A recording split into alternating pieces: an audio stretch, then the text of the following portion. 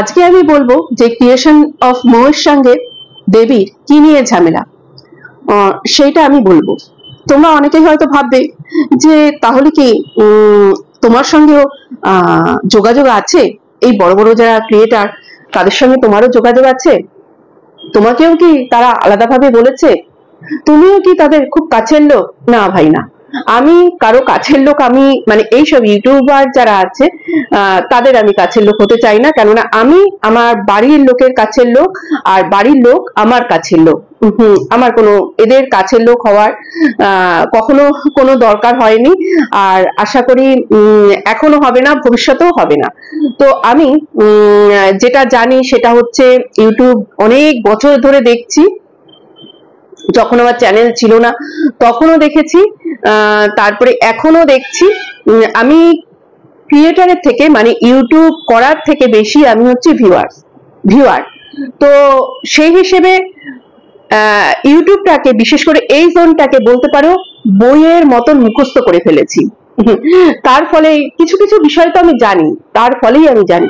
কোনো মাধ্যমে আমি খবর আমার কাছে আসেনি, কারো কাছে ফোন আলাপ করে আমার কাছে খবর আসেনি। এইগুলো সব ইউটিউব যারা এতদিন ধরে আমার মতন দেখেছে তারা প্রত্যেকে যদি একটু চোখ কান খোলা রেখেছো তোমরা এইগুলো পেয়েছো, মানে কিন্তু তখন অনেক দিন ধরে দেখতে হবে, মানে 2019 18-19 থেকে এইগুলো দেখতে হবে, তবেই তোমরা মানে রেগুলার দেখতে হবে, তবেই তোমরা এই জিনিসগুলো জানবে, বুঝবে। তো সে উপরে বেস করেই মানে এই যে ইউটিউবের যে এই বইটা পড়ে মুখস্থ করেছি, করার উপরে বেস করে আমি এই কথাগুলো বলতে এসেছি। আর এইগুলো সমস্তটাই ইউটিউবে ছিল, আছে কিনা আমি জানি না, কিন্তু তখন একটা সময় ছিল। তো সেখান থেকে ইনফরমেশন গুলো যেগুলো আমি তখন পেয়েছিলাম তার উপরে বেস করে কথাগুলো বলতে এসেছি। তো তার আগে ইন্ট্রোটা দিয়ে নি।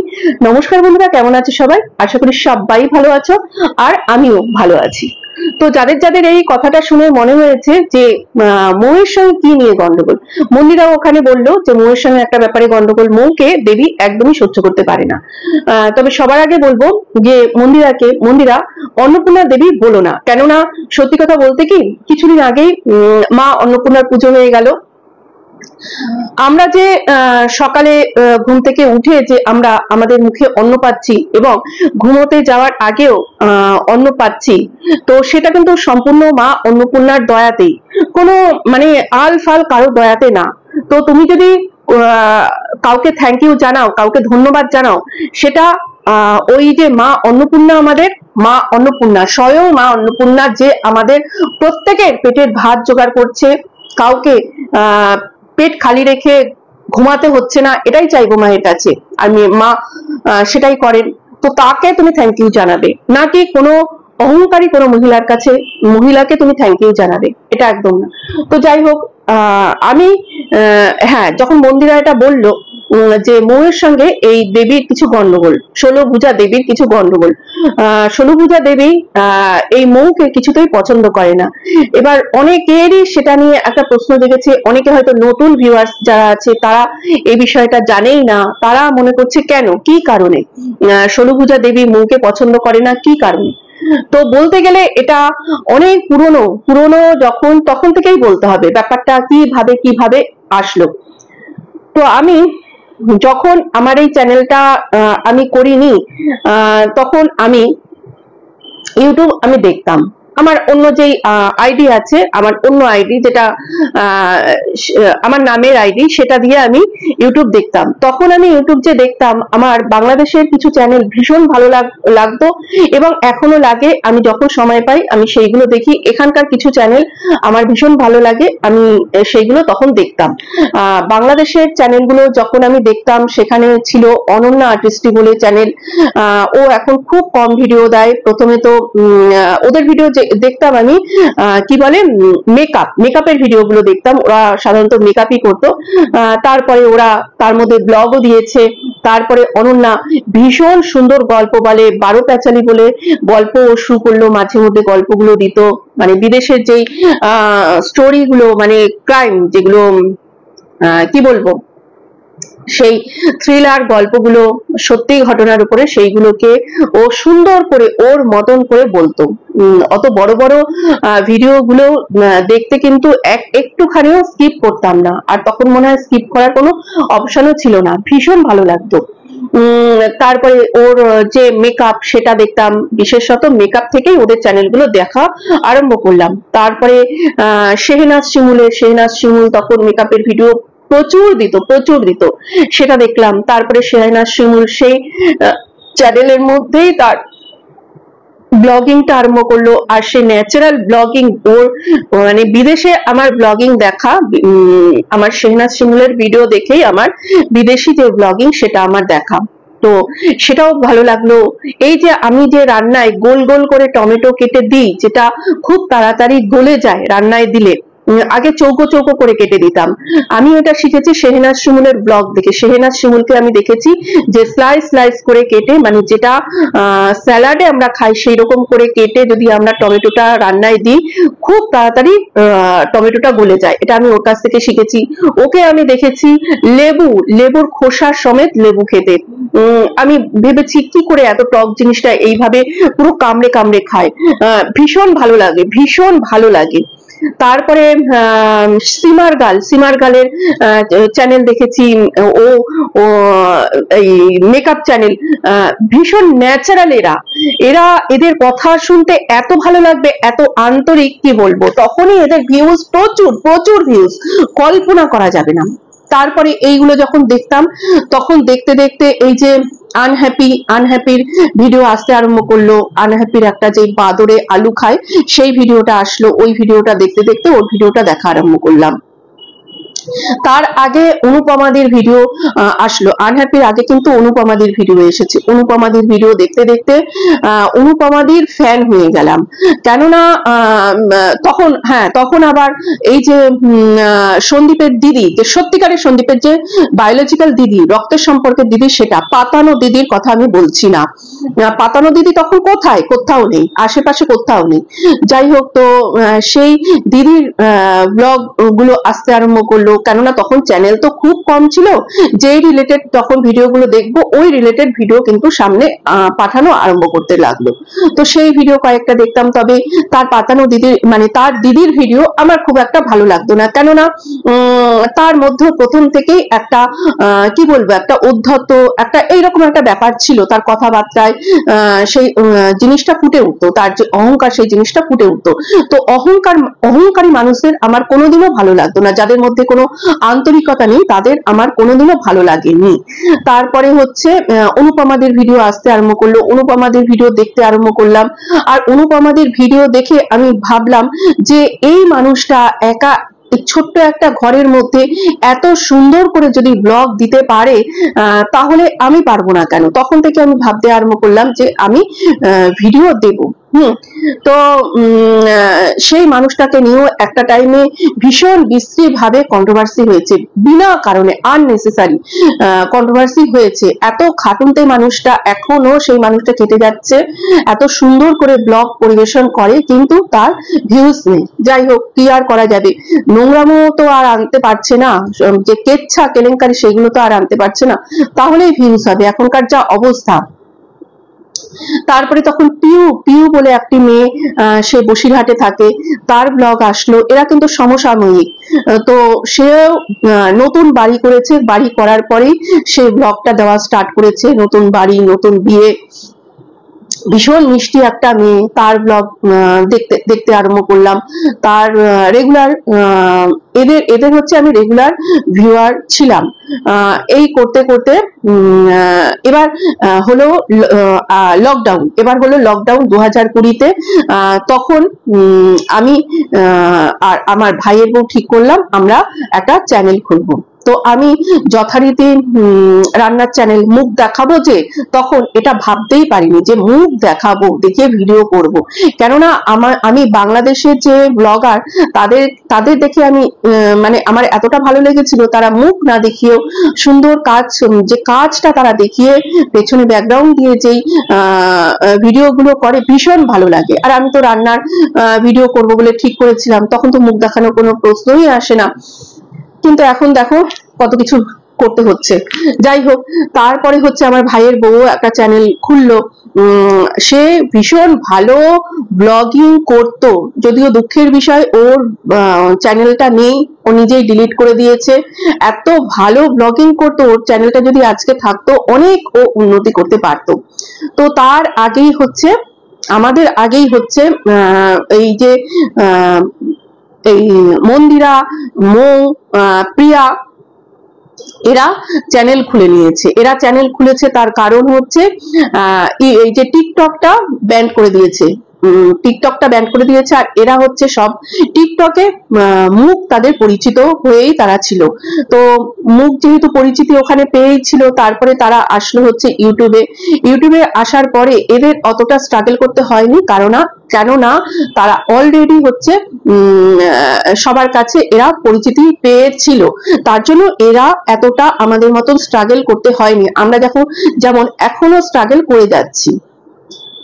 এইবার এই যে আমি বললাম, এর মাঝে কিন্তু এই যে লকডাউনের টাইমে এই যে ষোলভুজা দেবী, এদের চ্যানেলটা বারবার করে আসতো।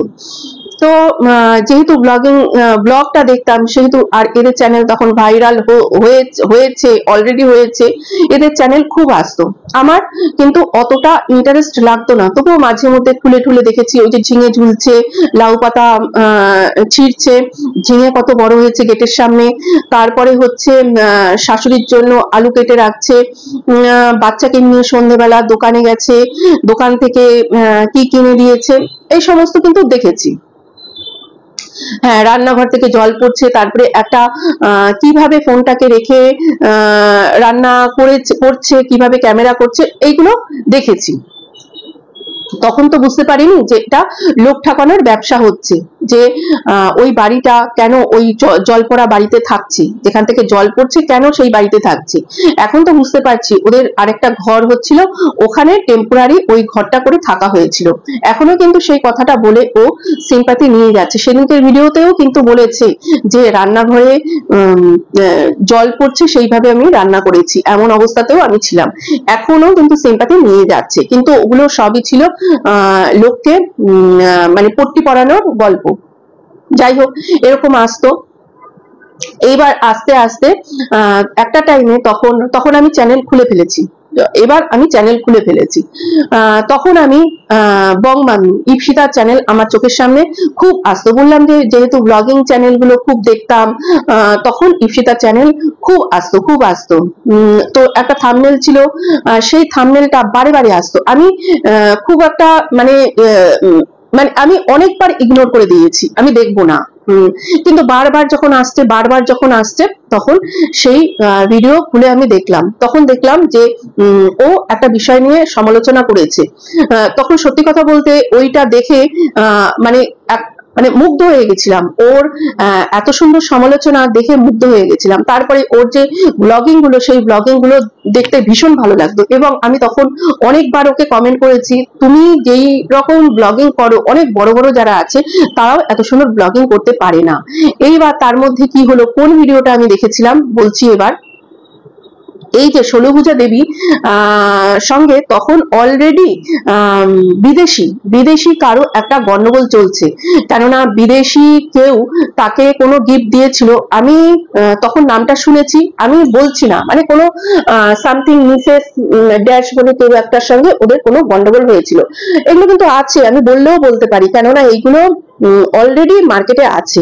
তো তারা মানে তার শাশুড়ি, মানে আমাদের মাসিমাও সেই বিদেশি মহিলাকে, যারা তাকে হেল্প করেছে, জিনিসপত্র দিয়ে হেল্প করেছে ওই টাইমে, লকডাউনের টাইমে, তাকেও অপমান করেছে। সবাই তোমরা যারা ওই টাইম থেকে দেখেছো তারা জানো। তো তার সঙ্গে গন্ডগোল অলরেডি চলছে। এবার তারা হয়তো বলেছিল এর বাড়িতে পুলিশ পাঠাবে বা পুলিশের কাছে কমপ্লেন করবে, এরা এত টাকা মেরে নিয়েছে, মানে মিথ্যে কথা বলে এত টাকা নিয়েছে এইসব ব্যাপারে।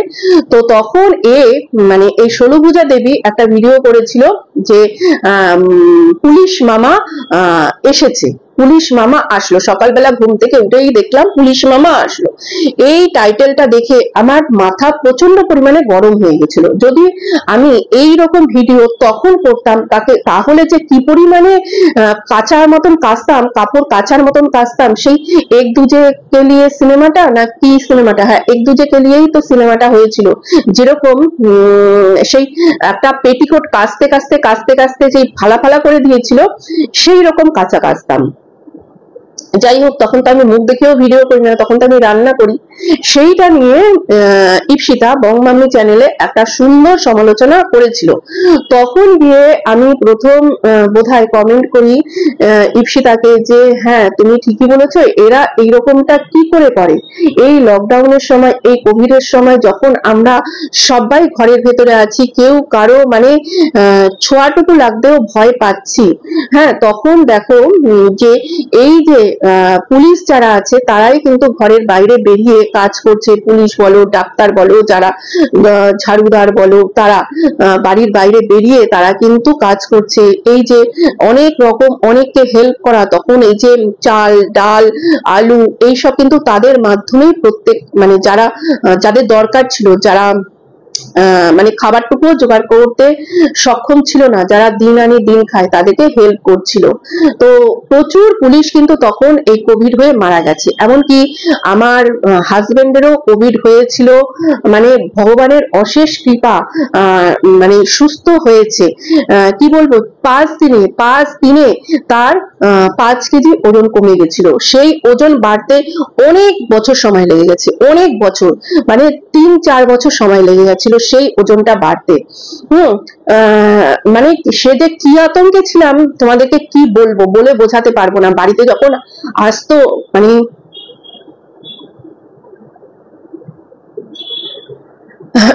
আমরা একটা আতঙ্কে থাকতাম। তো যাই হোক, আমাদেরও প্রত্যেকের হয়েছিল সেই জিনিসটা, কিন্তু তাই নিয়েও আমাদেরকে চলতে হয়েছিল। আমাদের হয়েছিল 2020-তে, না আমাদের 2021-এ হয়েছিল। 2020-তে প্রচুর লোকের প্রাণ গেছে, মানে প্রচুর পুলিশের প্রাণ গেছে। তো সেই কথাটা আমি তখন লিখেছিলাম। আর সেই প্রথম ইউটিউবে মানে আমি জানিয়েছিলাম, মানে কথার মাধ্যমে, কথা মানে বলে না কমেন্টের মাধ্যমে জানাতে পেরেছিলাম যে আমি এক পুলিশ ফ্যামিলির, এটাই আমি জানিয়েছিলাম। তারপরে তখন আরেকজনও আমাকে কমেন্ট করেছিল, হ্যাঁ আপনি তো, উনি বোধহয় শুধুই একজন দর্শক ছিল এই বংমাম্মি ইপসিতার চ্যানেলের, উনিও বলেছিল যে একদম ঠিক বলেছেন, আমাদেরও ঠিক সেম একই অবস্থা। তা এরা যে বলছে পুলিশ মামা, তা ওর মায়ের কি ভাই হয় প্রত্যেকে, ওর মায়ের কি প্রত্যেকে ভাই হয়? যারা পুলিশের চাকরি করে তাদেরকে ও মামা বলছে, এতটা ওর অধ্যত্ত কি করে হয়, এতটা ওর সাহস কি করে হয়? যাদের একটা কোনো ক্ষমতা নেই তারা এই ধরনের কথা, এই ধরনের অধ্যত্ত কি করে হয়? আজকে গরিবী দেখিয়ে, আজকে ডাস্টবিন থেকে যাদের খাবার কুড়িয়ে খাওয়া, যারা কুড়িয়ে খেয়েছে, তারা আজকে মানে ইউটিউবের দ্বারা দানের দ্বারা, বিদেশিদের দানের দ্বারা আজকে একটু পয়সা হয়েছে, পয়সার মুখ দেখেছে। তাদের এত বড় বড় কথা আসে কোথা থেকে? এত অহংকার আসে কোথা থেকে? কে এরা এইরকম? তারপরে সেই ভিডিওটাতে ছিল যে না, সে স্বপ্ন দেখেছিল, তার বাড়িতে পুলিশ মামা এসেছে, সে স্বপ্ন দেখেছিল। সেটা পরে গিয়ে সে খোলসা করেছে, কেননা এ চিরকাল থাম্বনেলে ক্লিক বেল্ট খেলে, চিরকাল এইরকম ধরনের থাম্বনেল দিয়ে ক্লিক বেল্ট খেলে, আর খোঁচা মেরে ভিডিও করা এর স্বভাব, চিরকাল এর স্বভাব। তো যাই হোক, এই থেকে শুরু। এইবার আস্তে আস্তে যেই ব্যাপারটা হয়, একটা চ্যানেল তখন হয়েছিল, যেটা সত্যান্বেষী ব্যোমকেশ বলে একটা চ্যানেল হয়েছিল। সেই চ্যানেলটা আমি দেখেছি, খুব কম সময়ের জন্য চ্যানেলটা ছিল, চ্যানেলে কয়েকটা মাত্র ভিডিও ছিল, এবং সেইখানে যে একটা হোয়াটসঅ্যাপে ভয়েস ছাড়া হয়েছিল, সেইটা ছিল এদের সঙ্গে যেই বিদেশি এনআরআই এদেরকে হেল্প করেছিল তার ভয়েস, আর এই ষোলভুজা দেবীর ভয়েস। তাদের সঙ্গে একটা মানে ষোলভুজা দেবী তাকে যে কি বাজে মানে টোনে তাকে অপমান করেছে, সেই ভয়েসটা ওখানে ছাড়া হয়েছিল। তো তারপরে তো আমরা জানি যে আমরা যারা দেখেছি একটা চ্যানেলের মাধ্যমে, এই চ্যানেলের, এই বড় চ্যানেলের যে মেল ওনার, সে কিরকম একটা চ্যানেল বানিয়ে ইপসিতাকে কিভাবে অপমান করেছিল, কিভাবে অপমান করেছিল, কত রকম বাজে কথা বলে অপমান করেছিল। তখন আমরা যারা যারা দেখেছি তারা আমরা প্রত্যেকে দেখেছি। এই কথাগুলো তোমরা বলবে যে বলছো কেন না, ওই কথা বলতে গেলে এই কথাগুলো আমাকে তুলতেই হবে, তুলতেই হবে। তো তখন সত্যি ভেবেছিলাম যে যেই ছেলেটা হাঁটতে পারে না, চলতে পারে না, সেই ছেলেটা আজকে কোন একটা মহিলাকে এই ধরনের বাজে ভাবে বডি ল্যাঙ্গুয়েজ করে কথা বলছে। মানে সে কলারের মধ্যে রুমাল জড়িয়ে সেই হাতগুলো চলে না, ঠিক করে হাতগুলো চলে না, এমনি এমনি করে পুরো রকে বসা গুন্ডাদের মতন করে কথা বলছে। এখনো আমার অতদিন হয়ে গেছে, ভিডিওটা আমার মানে চোখের সামনে জল জল করছে, আর কানের মধ্যে কথাগুলো আমার বাজছে। তো আমি না মনে মনে ভাবতাম, এ যদি সত্যিকারের সুস্থ থাকতো এই ছেলেটা, তাহলে কি করতো। আজকে অসুস্থ, নড়তে পারে না, চড়তে পারে না, তাকে এক জায়গা থেকে ঘুরিয়ে দিতে হয়। একভাবে শুয়ে থাকলে আরেকজন মানুষের দরকার হয় তাকে ঘুরিয়ে দেওয়ার জন্য, আর সে একটা মহিলাকে এইভাবে অপমান করছে, এইভাবে বডি ল্যাঙ্গুয়েজ তার। এ যদি সুস্থ থাকতো তাহলে কি করতো, কি সাংঘাতিক হতো, এটা আমি মনে মনে ভেবেছিলাম।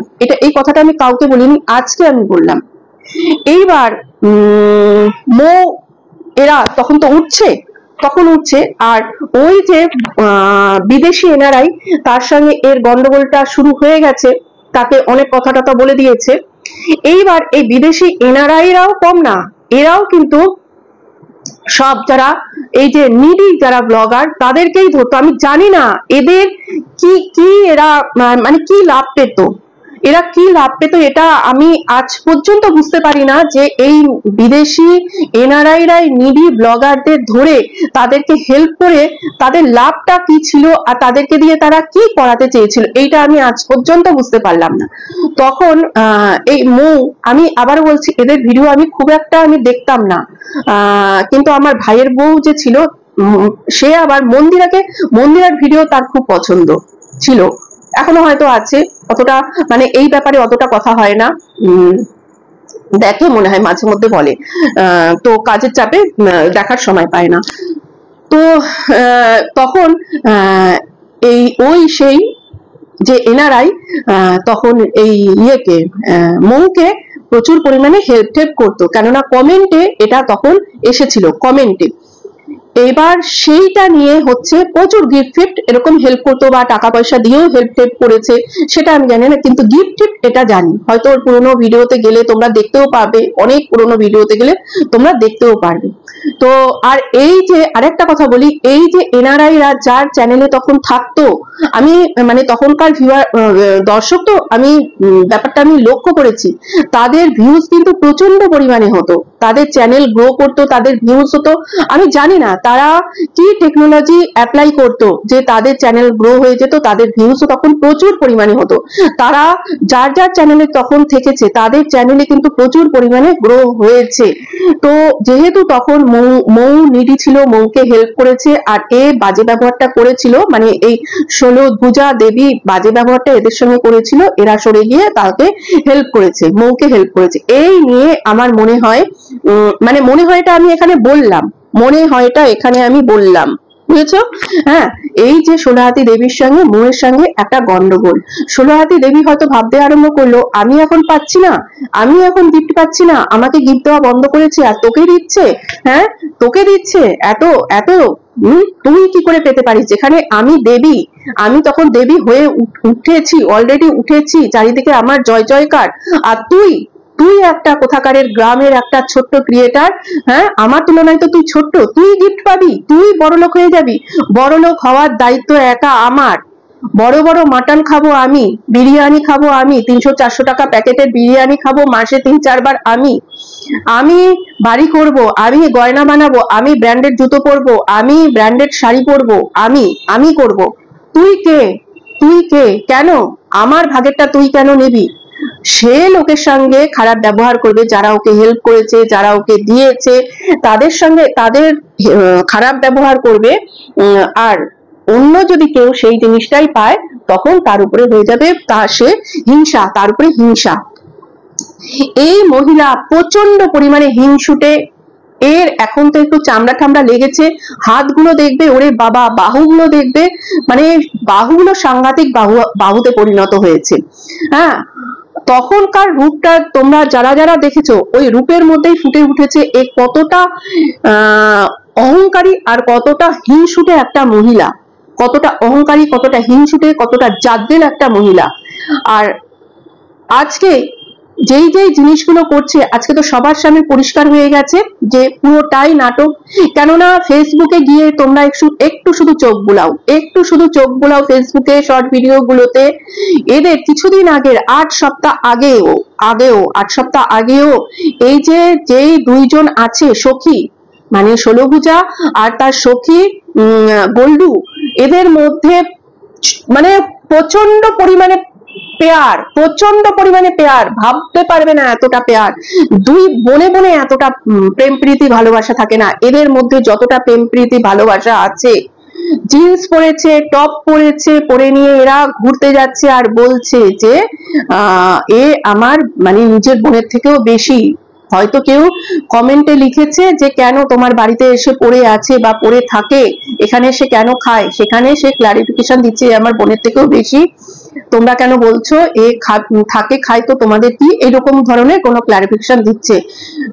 8 সপ্তাহ আগে যার সঙ্গে এত প্রেম প্রীতি, মানে 2 মাস আগে, আর এখন তাকে চুলাচুলির পর্যায়ে যেতে হয়েছে, তার জামা কাপড় ছুঁড়ে ফেলে দিতে হচ্ছে, এতটা মিথ্যেবাদী, এতটা লোক ঠকানো, মানে চোখের সামনে চুরি হচ্ছে আর দর্শকরা কিচ্ছু করতে পারছে না। কি চুরি হচ্ছে? ভিউজ চুরি হচ্ছে, দর্শকদের ভিউজ চুরি হচ্ছে চোখের সামনে, ডাকাতি করছে ভিউজ। কিন্তু দর্শক যারা আছো তারা মাথা মোটা দর্শক, তারা এখানে তোমরা কিচ্ছু করতে পারছো না। তোমরা বয়কট করো, এই চ্যানেল বয়কট করো, বন্ধ। আজকে তো অলরেডি নাটক বন্ধ হয়ে গেছে, তার কারণ সেটা তোমরা জানো কিনা জানি না, তবে বন্ধ হয়েছে। কারণ তো অবশ্যই আছে, কি কারণে বন্ধ হয়েছে, কি কারণে বন্ধ করতে বাধ্য হয়েছে, সেটা একটু নজর রাখো এদিক ওদিক, তোমরা সবাই বুঝতে পারবে কি কারণে এই নাটকটা বন্ধ হয়েছে। আর ম্যান্ডির অন্নপূর্ণা দেবী, তুই ম্যান্ডির অন্নপূর্ণা দেবী, তোর কে তোর অন্নপূর্ণা দেবী, সেটা একবার বিচার কর তো। তোর মুখে যে আজকে খাবারটা রুচ্ছে, এই যে 3 কেজি মাছ একসঙ্গে রেখেছিস, আজকে গেলন কোটন হবে? কে তোর অন্নপূর্ণা দেবী? এই যে মাটন, এই যে এত মাটন বিরিয়ানি, কে তোর অন্নপূর্ণা দেবী? সেই হিসাবটা রাখিস। ও যদি মন্দিরা যদি আজকে কারো কাছ থেকে যদি শিখেছে বেইমানি করা, যদি শিখেছে, তোর কাছ থেকে শিখেছে, তোর কাছ থেকে। যেটা মন্দিরা বলতে ভুলে গেছিল, আমি বলে দিলাম, তোকে দেখে যেমনি মন্দিরা ভেবেছিল ব্লগিং করবে, তো এই যে বেইমানিটাও তোর কাছ থেকে শিখেছে। তুই যেমনি, তোকে যারা দাঁড়াতে সাহায্য করেছে, বড় বড় চ্যানেলগুলো, যারা টেকনিক্যাল দিক থেকে যারা ভালো, তারা হেল্প করেছে, তাদেরকেই তুই ছুঁড়ে ফেলে দিয়েছিস, তাদেরকেই ভুলে গেছিস। তারা তোকে দিয়ে থুয়ে খাইয়ে বাঁচিয়ে রেখেছে, আজকে বেঁচে আছিস, করে খাচ্ছিস, তাদেরকেই তুই ছুঁড়ে ফেলে দিয়েছিস, তাদের সঙ্গেই বেইমানি করেছিস। মন্দিরা যদি একটা কারোর সঙ্গে বেইমানি করে, তোর সঙ্গে তুই 1000টার সঙ্গে বেইমানি করছিস, 1000 জনের সঙ্গে বেইমানি করেছিস। তো মন্দিরা তোকে দেখে ব্লগিং শিখেছে, মন্দিরা তোকে দেখে বেইমানি শিখেছে, বুঝেছিস? অসভ্য ছোট লোক, যেই কারণে একজনকে কেস দিয়েছিলি, কিসের জন্য?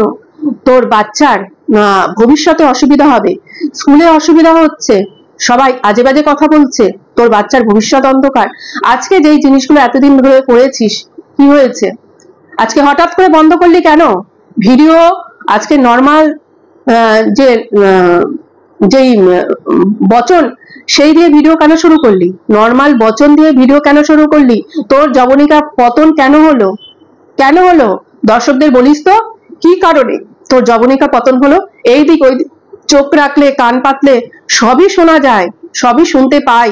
আমাদের না কারোর সঙ্গে ফোনে যোগাযোগ করে খবরাখবর নিতে হয় না, আমরা ভিডিও দেখলে, এদিক ওদিক কান রাখলে, চোখ রাখলে আমরা সবটা বলতে পারি, সবটা বুঝতে পারি, বুঝেছিস? হ্যাঁ, লজ্জা নেই না? লজ্জা নেই? এই দিয়ে খাবি, এই দিয়ে বাড়ি বানাবি, লজ্জা নেই? যা, সবকিছু এইগুলো দোকানপাট বন্ধ করে, এই মিথ্যে লাইফস্টাইলের দোকানপাট বন্ধ করে যা, দোকান দে, একটা দোকান দে। রান্না বান্নাটা ভালোই পারিস তোরা, একটা দোকান দে, দোকান ভালো চলবে ওখানে।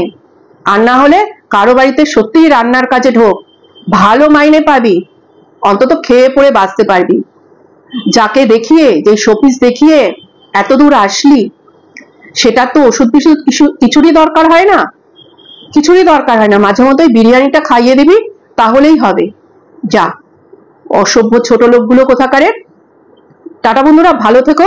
তাহলে এখন হয়তো একটু তোমরা বুঝতে পেরেছো যে মৌয়ের সঙ্গে এই ষোলভুজা দেবীর গন্ডগোলটা কিসের জন্য শুরু হয়েছে। ষোলভুজা দেবী প্রচন্ড পরিমাণে একটা হিংসা, তার মধ্যে হিংসা বশভূত মহিলা, ঈর্ষা, যার মধ্যে ঈর্ষায় ভর্তি, তার প্রত্যেকটা কণায় কণায় ঈর্ষাতে ভর্তি, যেই কারণে তার মৌয়ের সঙ্গে ওর আজকে এই গন্ডগোল। টাটা, ভালো থেকো বন্ধুরা।